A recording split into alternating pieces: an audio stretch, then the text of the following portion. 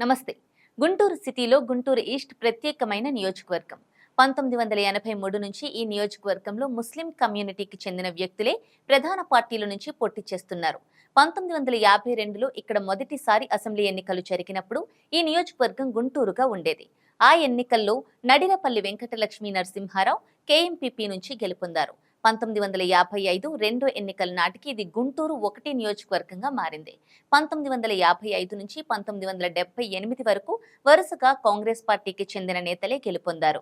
1955లో T Jalaiah, 1962 Kanaparthi Nagaiah, 1967 శనక్కాయల Ankamma, 1972లో Ramanujam, 1978లో Lingamsetti Eswararao Congress తరపున ఎమ్మెల్యేలుగా గెలుపొందారు. 1983 ఎన్నికల్లో ఎన్టీఆర్ ప్రభంజనంలో ఇక్కడ టీడీపీ జెండా ఎగిరింది. ఆ పార్టీ తరపున యూకే పఠాన్ గెలిచారు. తర్వాత 1985, 1989 ఎన్నికల్లో మహమ్మద్ జానీ కాంగ్రెస్ తరపున గెలిచారు.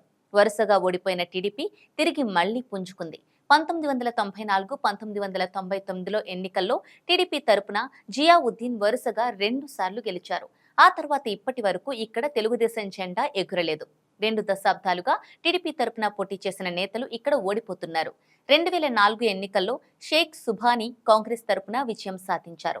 ఆ తర్వాత గుంటూరు 1 రద్దై గుంటూరు ఈస్ట్ నియోజకవర్గంగా మారింది. 2009లో షేక్ మస్తాన్ వలీ కాంగ్రెస్ పార్టీ నుంచి పోటీ చేసి విజయం సాధించారు. 2014, 2019 సార్వత్రిక ఎన్నికల్లో వైసీపీ తరపున మహమ్మద్ ముస్తఫా 2 సార్లు గెలుపొందారు. జగన్ కేబినెట్ లో ముస్లిం కోటాలో మంత్రి పదవి దక్కించుకునేందుకు విశ్వ ప్రయత్నాలు చేశారు. కానీ కడప జిల్లాకు చెందిన అంజాద్ బాషాను పదవి వరించింది.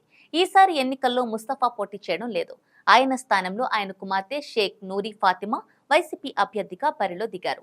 టీడీపీ అభ్యర్థిగా మహమ్మద్ నజీర్ ఇక్కడ పోటీ చేస్తున్నారు. 2 దశాబ్దాలుగా అధికారానికి దూరంగా ఉన్న టీడీపీకి విజయం ఈసారైనా వరిస్తుందా, లేక ముస్తఫా ఫ్యామిలీకే గుంటూరు ఈస్ట్ ప్రజలు జయకొడతారా చూడాలి. సంఖ్యాపరంగా కులాలను చూస్తే ఇక్కడ ముస్లింల సంఖ్య చాలా ఎక్కువ.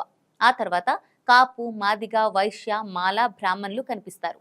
గుంటూరు ఈస్ట్ గా మారిన తర్వాత ఇక్కడ 3 సార్లు ఎన్నికలు జరిగాయి. కాంగ్రెస్ 1 సారి, వైసీపీ 2 సార్లు విజయాన్ని అందుకున్నాయి.